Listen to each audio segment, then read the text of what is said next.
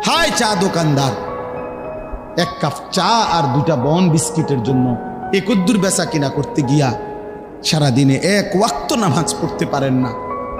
অভিশাপ ওই জীবনের উপর, অভিশাপ ওই জীবনের উপর, লানত ওই জীবনের উপরে বেটা, লানত। এক কাপ চা তোরে আল্লাহ ভুলাই দিছে, একটা বন রুটি তোরে আল্লাহ ভুলাই দিছে বেটা, বদনসিব বেটা। তো একটা অটো, সামান্য একটা অটো নাফরমানকে আল্লাহ ভুলাই দিছে। ও এর চাইতে বড় কিছু পাইলে কি করত?